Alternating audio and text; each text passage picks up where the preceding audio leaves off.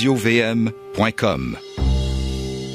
L'émission Bonjour la vie est rendue possible grâce à la précieuse collaboration de la Conférence des évêques catholiques du Canada par le biais de la Fondation de la vidéo religieuse.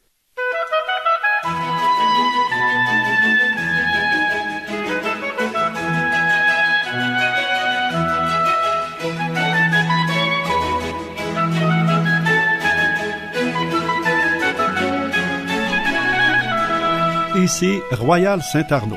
C'est maintenant l'heure de Bonjour la vie. Je vous présente le sommaire dans un moment.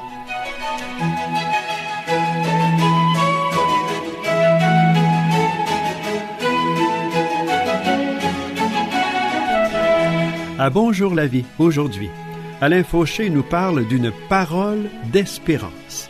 Gino Filion sait fusionner musique et foi. Au commentaire d'Évangile, Georges Grotto nous dit comment nous sommes concernés par l'Évangile d'aujourd'hui.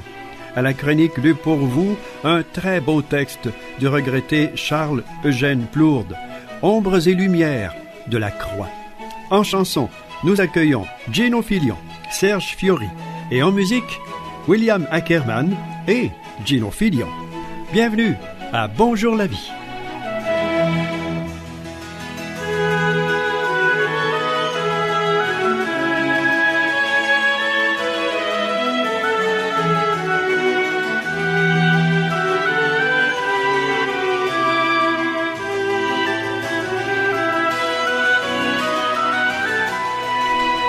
Bonjour tout le monde, bienvenue à cette autre édition de Bonjour la vie. On va marquer aujourd'hui dans le volet Évangile une entrée dans une période assez particulière, une période que l'on appelle dans la liturgie chrétienne la Semaine Sainte. Évidemment, c'est cette semaine qui nous conduit vers la célébration de la grande fête de Pâques. Alors nous avons réalisé une entrevue assez particulière, d'ailleurs, vous allez le découvrir par le son que vous allez entendre. Ça s'est fait dans une église, l'église Sainte-Jeanne d'Arc de Shawinigan-Sud. Et vous allez rencontrer un personnage assez impressionnant, tout simple également, musicien. Il s'agit de Gino Filion. On va écouter la première partie de cet entretien. Gino Filion, bienvenue à Bonjour la vie. Bonjour, ça fait plaisir d'être là. On se rencontre, Gino, parce que vous êtes de passage chez nous, à Shawinigan, plus précisément à l'église Sainte-Jeanne d'Arc. Très belle église. Du secteur de Shawinigan-Sud. Vous êtes venu présenter Sœur Faustine. Oui, depuis mon éveil à la foi, à 19 ans et demi, dans le temps que j'étais étudiant en musique. Tout de suite, au début de ma conversion, j'ai commencé à lire des vies de saints. Le frère André, Sainte Thérèse de l'Enfant Jésus, Saint François d'Assise. Et tout le long de mon parcours, j'ai toujours eu des vies de mystiques que j'ai lues, de saints ou de mystiques, même s'ils n'étaient pas encore canonisés. Puis ça m'a toujours énormément nourri, puis ça m'a toujours énormément confirmé la vérité de l'Évangile, du message. Fait que c'est un peu ça qui m'a amené, à découvrir Sœur Faustine il y a une vingtaine d'années. Et j'ai gardé ça en mémoire jusqu'à l'année passée où j'ai organisé la Fête de la Miséricorde à Victoriaville. Et là, j'ai relu son petit journal et j'ai lu une biographie. Et là, ça m'a convaincu de la faire connaître et de faire connaître les charismes que Jésus pouvait donner à des mystiques et qu'on n'entend jamais parler dans nos homélies du dimanche. Gino, vous êtes originaire de Thetford Mines. La musique est entrée dans votre vie assez tôt. Oui, c'est ça, vers 9-10 ans. Puis, mais j'ai fait des études, j'ai commencé à l'âge de 18 ans pour vraiment dire étudier au Cégep Sainte-Foy, à Québec, et à l'Université Laval. Mais à l'époque, c'était jumelé ensemble, ces deux facultés-là. Fait qu'on étudiait tout de suite avec des profs d'université. Qu'est-ce qui vous avait amené à la musique? Est-ce que c'est dans la famille, parce qu'on jouait de la musique? Ou? Naturellement, ma mère écoutait beaucoup de radio. Mon père jouait de la guitare et du violon. Fait que j'ai eu un attrait rapidement. Ma mère me faisait des petites guitares en carton avec des cordes, pas des vraies cordes, là, mais tu sais, autrement dit, je chantais, puis je faisais la musique avec ma bouche, tout ça, jusqu'à temps qu'on m'achète une première guitare à l'âge de 9 ans. Et quand on parle guitare, on aura l'occasion d'aborder le sujet plus en détail un peu plus loin, mais quand on parle de Gino Filion, on entre dans un univers de guitare qui n'est pas banal. Vous aimez transformer les instruments originaux et aborder aussi des sonorités qu'on ne découvre pas, je dirais, dans les mélodies populaires, parce que vous êtes beaucoup dans l'atmosphère de la musique. On pourra aborder ça un petit peu plus loin. En fait, c'est comme une extension de, tu sais, vu que j'ai étudié la musique populaire, un peu le rock, le jazz, le classique, alors au bout du compte, j'ai jamais comme excellé au point de faire un concertiste dans chacun de ces domaines-là. Puis malgré que j'aurais pu, disons, développer une carrière pour accompagner des artistes à la télévision, tout ça, mais à cause de ma foi, j'avais le goût de faire autre chose. Et à un moment donné, je suis devenu comme compositeur, ce qui a amené à développer le genre de musicalité que j'ai. Est-ce qu'il y a eu des influences au début, des maîtres de la guitare qui sont venus marquer votre parcours? Oui, bien, quand j'étais plus jeune, il y avait le guitariste de Yes, Steve Howe, qui était vraiment le principal. Après ça, dans le jazz, il y a eu Joe Pass, Alexandre Lagoya à la guitare classique. Oui, évidemment. Et Pat Metheny, qui ont été vraiment des grosses influences. Et après ça, d'autres bons guitaristes de jazz rock. Il faut dire qu'il est arrivé dans le décor du musicien une expérience spirituelle intense. Très simple. J'ai, dans le cadre d'une fin de semaine, du mouvement La Rencontre, qui était très populaire à l'époque, un peu comme le Cursillo. Il y avait des fins de semaine pour des jeunes. Ma mère, ça faisait plusieurs années qu'elle m'achalait pour que j'aille vivre une expérience. Puis j'étais tanné. Puis à un moment donné, je suis allé. Mais comme j'étais à Québec, je me sentais un peu seul, fait que j'avais commencé un peu à être face à moi-même, là. Tu sais, depuis 1 an et demi que j'étudiais, fait que je vivais des downs, tout ça. Et je suis allé parler avec Christian Beaulieu, un prêtre très connu de la région de Québec. Oui, du mouvement charismatique notamment, je pense. De l'Institut séculier Pédis, puis avec le père Henri Roy. Et quand je suis sorti de mon entretien avec lui, on n'avait même pas parlé de Dieu, mais son accueil, son amour, c'était vraiment comme le Christ qui m'accueillait. En sortant, je comprenais que j'avais la foi. Ah, c'est ça la foi. Puis, fait que là, ma mère pouvait me parler de Jésus, puis là, je l'envoyais pas promener. Et cette foi-là a évidemment grandi jusqu'à des engagements très concrets, très précis. C'est ça, jusqu'à faire que là, présentement, depuis une 20aine d'années, j'essaie de concentrer mon énergie à l'évangélisation à temps plein, avec le site Un Feu sur la Terre et l'organisme Qui est la Terre. On va en parler de ce site-là un petit peu plus loin. La voix que vous entendez comme invité aujourd'hui, c'est Gino Filion, musicien un virtuose de la guitare et également homme de foi parce qu'il aime faire des enseignements, dont celui sur Sœur Faustine qu'il a fait. L'enregistrement de cette entrevue s'est fait à l'église Sainte-Jeanne d'Arc de Shawinigan-Sud. On l'écoute maintenant nous chanter.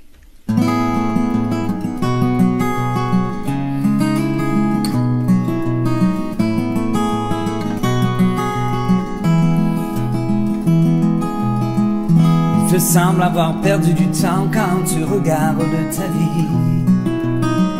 Tu ne sembles plus croire au présent ni au jour, juste à la nuit. Il te semble avoir perdu du temps quand la douleur t'envahit. Tu ne sembles plus croire au printemps ni au soleil, juste à la pluie. Nous ne sommes pas que poussière dans le vent. En nous, il y a ce qui vibre pour le bien. Nous ne sommes pas que matière et néant. En nous, il y a cette fibre pour le divin. Il te semble avoir perdu le sens de ce qui est bien ou mal. Tu ne sembles plus vivre l'enfance, avoir trahi ton idéal. Il te semble avoir perdu le sens que ta vie n'est pas banale. Tu ne sembles plus voir l'existence comme un présent sans égal. Nous ne sommes pas que poussière dans le vent. En nous, il y a ce qui vibre pour le bien.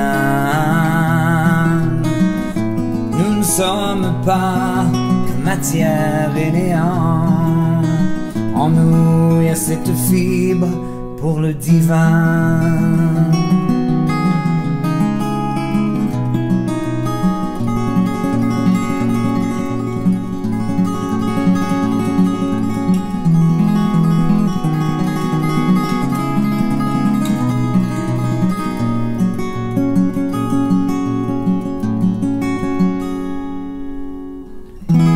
sembles avoir perdu espoir quand monte en toi la violence. Et tu ne sembles plus t'émouvoir, ne vivre que de résistance. Il te semble avoir perdu espoir, que cesse enfin ta souffrance. Et tu ne sembles plus recevoir la paix qui naît du silence. Nous ne sommes pas que poussière dans le vent. En nous, il y a ce qui vibre pour le bien. Nous ne sommes pas que matière et néant. En nous, il y a cette fibre pour le divin. Et si ce que tu as fait, c'était bien pour Dieu, cesserais-tu enfin de te dire je m'en veux?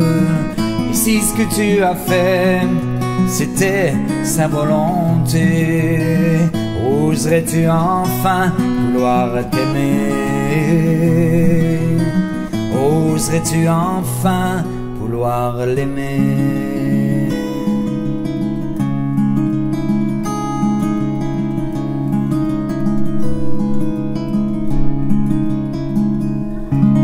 C'était la voix de Gino Filion.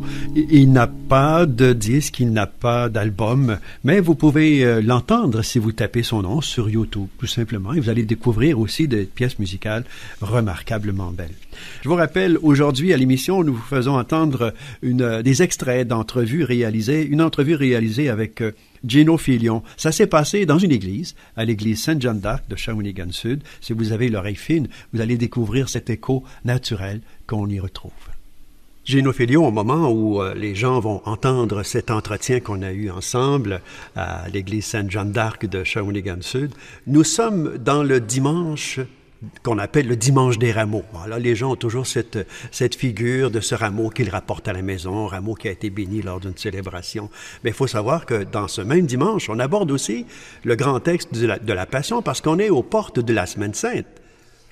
Oui, en fait, ce qui me touche beaucoup dans ce texte-là, entre autres, ça me vient d'une réflexion de la mystique Maria Valtorta, une Italienne. Oui, les révélations qu'elle a eues sur exactement. Jésus. Et entre autres, j'annonce que le 14 octobre de cette année va avoir lieu la première journée nationale sur Maria Valtorta à Québec. Ah bon? Oui, okay. Alors on essaiera de faire connaître la journée. Mais ce que Jésus lui disait, c'est que quand il était acclamé avec les Hosanna, en même temps, lui, il entendait « Crucifie-le ».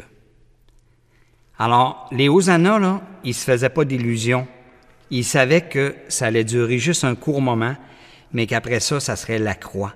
Parce que celui qu'on ovationnait, on allait le condamner peu de temps après. C'est ça, puis il le savait très bien, et il pouvait pas ne pas porter la douleur et la crainte de tout ce qui allait arriver, là.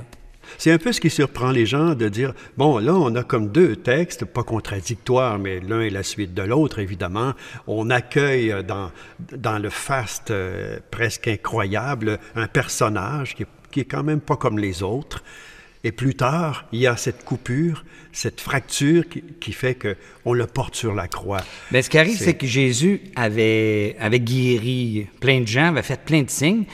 Il venait de guérir Lazare. Il venait de ressusciter Lazare. Alors, oui, c'était pas rien. Oui. Ça se savait et il était condamné à mort. L'autorité juive avait déjà décidé qu'il fallait l'arrêter, mais il fallait trouver le bon moment. Oui. Alors, les gens, c'était leur enthousiasme, c'était le peuple. Mais en même temps, des fois, les gens, avec leur bel enthousiasme, s'il y a des dictateurs qui les guident, c'est pas trop long qu'on l'a vu avec Hitler ou bien d'autres personnages comme ça peut virer complètement d'un autre sens, puis finalement donner qu'on assassine celui qu'on aurait dû prendre le temps d'écouter, parce que les idées étaient faites au niveau des autorités religieuses de l'époque. Gino, le musicien, le guitariste que vous êtes, qui est constamment à la recherche de l'impression, est-ce que ce genre de texte-là a déjà suscité en vous des musicalités particulières? Est-ce que ça a déjà soulevé en vous le désir de composer? En fait, sais-tu, j'ai écrit une pièce de théâtre et musique sur la passion du Christ. Tiens. Alors, j'ai déjà toute une passion que j'ai composée où les personnages jouaient le rôle de musiciens qui allaient voir prêcher d'abord Jean le Baptiste, puis après ça, qui ont suivi, à la demande de Jean le Baptiste, qui ont suivi Jésus. Et quand ils revenaient chez eux, ils écrivaient des chansons pour se souvenir de son enseignement. Oui. Alors, un peu comme des évangiles, mais chantés. Et là, dans ce contexte-là, on se retrouvait dans une synagogue. On était dans des églises, mais le public était comme des Juifs d'une synagogue. Et nous, en tant que chrétiens, on venait témoigner de la résurrection du Christ, de sa mort, sa résurrection. Et on les invitait au Cénacle le dimanche à Jérusalem. Alors, ça l'inspirait ça. Fait que j'ai une quinzaine de chansons que j'espère un jour pouvoir mettre en musique, là, en enregistrement. Bien sûr. Gino, je vous écoute parler et c'est évident, vous portez cette foi de façon intense. Vous désirez la partager. D'ailleurs, c'est ce qui fait que vous êtes ici aujourd'hui pour parler de Sainte Faustine. Mais on est dans un monde constamment en recherche. Il y a des gens qui sont en quête de sens. Il y en a qui sont loin aussi de ce qu'on pourrait identifier comme étant la foi. Comment continuer à propager cette parole? Ah ben c'est avec les modèles qu'on a comme Saint Paul, qui se retrouvait dans un monde païen puis devait parler du Christ. Et comme j'ai dit tantôt, les mystiques m'ont tellement convaincu que Dieu est agissant, même si le peuple s'est éloigné. Puis quand on regarde dans l'Ancien Testament, on voit comment est-ce que le peuple s'éloigne facilement de Dieu et il arrive des événements qui fait que, oups, il se rapproche de Dieu. Ouais. Alors, je le fais dans l'espoir qu'il y a des gens qui se rapprochent de Dieu. On est déjà à un pas de la mi-temps. Et cette mi-temps, on va s'y diriger tout doucement, mais j'aimerais vous signaler que ce Gino Filion, c'est un musicien pas banal, et il a déjà été accompagné d'un dénommé Shubir Dev. Shubir Dev est un joueur de tabla de grande réputation. Et la particularité de Gino Filion, c'est de composer des pièces qui nous créent plein d'images et qui créent de belles atmosphères.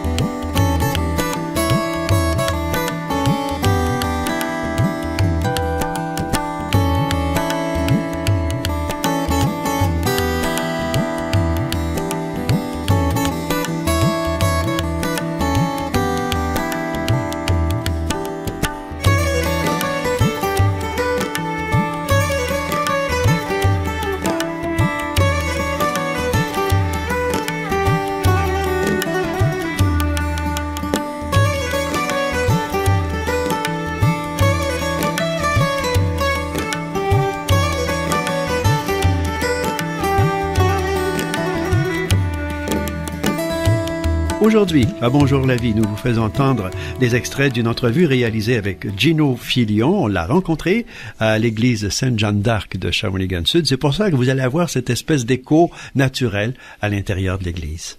Gino Filion, vous consacrez beaucoup de temps à un site Internet qui a un très beau thème, un feu sur la terre. On dit que la parole de Dieu, c'est une parole de feu, c'est une parole de vie.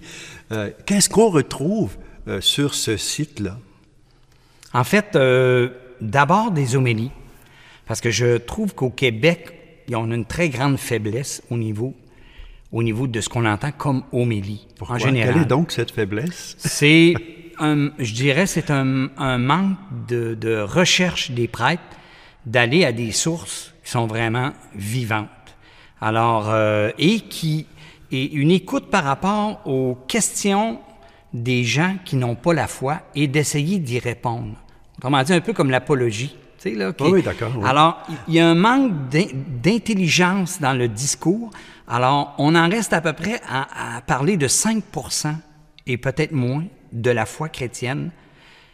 Pour quelqu'un qui va juste à la messe, là, qui lit pas de vie de saint, il va apprendre à peu près 5% de la foi chrétienne. Il va savoir presque rien en arrivant au ciel. C'est donc pourquoi le site Un feu sur la terre met l'accent sur les homélies. C'est ça parce qu'on retrouve dedans, j'imagine... C'est ça, il y a Pierre Desroches qui est excellent, et j'ai un prêtre français qui s'appelle Michel-Marie Zanotti-Zorkin, qui lui parle de tout. Alors des fois, il fait même des homélies sur des vies de saints. Il aborde un peu toutes les questions. C'est un artiste lui-même. Alors c'est ça qui est intéressant et c'est ça qui manque dans nos homélies, une proximité avec les gens, ce qui fait que les gens sont pas assez touchés, sont pas portés à développer. On n'encourage jamais. Quand est-ce que dans une homélie, on entend un prêtre dire « Hey, lisez ce livre-là, c'est important. Découvrez telle sainte est importante, elle m'a aidé dans ma vie. XXX. » Alors, il y a beaucoup de thèmes qui sont pas abordés et sur le site, on retrouve ça. Alors, on entend parler aussi de mystique. Ouais. On entend des entretiens de fond sur des thèmes de la foi, comme le purgatoire ou d'autres choses, dont on n'entend jamais parler. Rarement. Même pas dans les funérailles. Tu sais. Ouais. Alors, j'essaie comme de pallier, et c'est une modeste contribution, mais quand même, depuis que je l'ai démarré, il y a eu plus de 2 millions de clics. Alors, pas 2 millions de personnes, mais 2 millions de clics, de visionnements. Alors, ce qui fait que c'est un travail qui se fait virtuellement, dont je saurai les fruits peut-être plus au ciel. Mais c'est un aspect de l'organisme qui est l'État, que je m'occupe depuis une trentaine d'années, et où on a développé le site Un feu sur la terre. Alors ça, c'est une des activités là, qui est importante, majeure pour le moment. Mais nourrir une page comme ça, c'est un travail quotidien. Il faut constamment renouveler aussi. Le thème, c'est une chose, le thème d'une homélie, mais est-ce que les gens vont se retrouver dans ces textes-là? On dit coller au texte, coller à la vie. Est-ce qu'il y a suffisamment de liens avec l'ordinaire de tous les jours? En fait, ce qui arrive, c'est que toutes les 1300 publications que j'ai pu mettre, ils sont disponibles sur YouTube. Ah oui, alors, finalement, c'est des hasards, je dirais de la providence, qui fait qu'à un moment donné, quelqu'un tombe sur un thème. Avec le titre, ça l'intrigue, avec le visage de la personne, on clique, on écoute 5 minutes, ça nous intéresse pas. Alors, il y en a comme ça qui embarquent, ils font 2 minutes sur une homélie de 10 minutes, mais ils vont capter un petit bout, ou il y en a qui se mettent à être fidèles, puis veulent écouter l'homélie de tel prêtre ou tel conférencier, Fabrice Adjadj, un philosophe incroyable en France. Et ils vont se mettre à découvrir, puis là, ils se rendent compte que d'autres vidéos, ils embarquent, puis là, ils découvrent, il y a une chaîne qui s'appelle Un feu sur la terre, il y a un site qui s'appelle... Oui, c'est ça. Alors, sur YouTube, il y a la chaîne Un feu sur la terre, mais il y a la chaîne Pierre Desroches, Gino Filion. Et fait que il y a Guylain Prince, Christian Beaulieu. Alors, tout ça est relié à Un feu sur la terre. Alors, c'est un peu, je dirais, de la providence qui fait que quelqu'un, où il est rendu dans sa vie, par rapport au titre que j'ai mis, est intrigué, puis là, va se nourrir le temps qu'il veut. Oui. On s'en va, Gino, tout doucement vers ce que nous appelons à Bonjour la vie, la chronique lue pour vous. Et cette semaine, nous allons présenter un texte du regretté Charles-Eugène Plourde, qui est un prêtre qui a écrit beaucoup dans sa vie, mais particulièrement vers la fin de sa vie. Il a laissé des textes d'une beauté extraordinaire. On aura l'occasion d'aborder aujourd'hui le texte « Ombre et lumière », 3 petits points, de la croix. J'aimerais ça qu'on parle de la croix. On a, dans notre éducation chrétienne, toujours perçu la croix comme ce lieu des extrêmes souffrances qu'il faut transposer dans notre vie, ce qui a fait développer le courant doloriste, qui a fait qu'on a toujours porté cette douleur sur nous, en oubliant qu'il y a quelque chose qui suit cette croix, qui s'appelle la résurrection, la joie de vivre. C'est pas facile d'aborder la croix aujourd'hui. Bien, ce qui arrive, c'est que dans le fond, le mot croix est utilisé quand Jésus dit celui qui veut me suivre, qu'il porte sa croix, dans le sens que je pense que j'ai juste voulu dire, c'est qu'il faut qu'il accepte un peu à chaque jour une part de renoncement à ces tendances qui pourraient un peu l'égarer. Ouais. Alors, c'est une vigilance qu'il demande.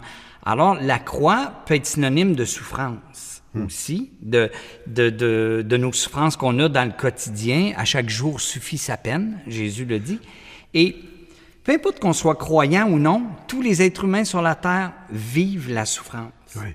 Nous autres, on l'appelle la croix, porter sa croix. Puis on apprend que en la traversant et non en la fuyant par l'alcool ou par toutes sortes de choses, que finalement, on devient un être plus construit, plus mature, puis plus à l'écoute des croix des autres, des souffrances des autres. Alors, c'est ça qui me rejoint. Nous avons un Père qui nous rassure dans les moments les plus durs. Implorons sur le monde sa miséricorde. Nous avons un Père qui nous rassure dans les moments les plus durs. Implorons sur le monde sa miséricorde. Nous avons un Père qui nous rassure dans les moments les plus durs. Implorons sur le monde sa miséricorde.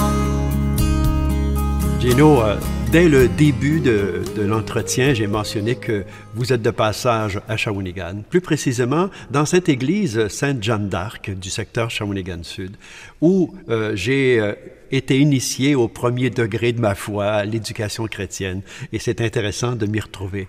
Mais quand je suis entré ici, il y a un poster géant qui m'a impressionné. Grandeur nature, un Jésus que vous dites miséricordieux.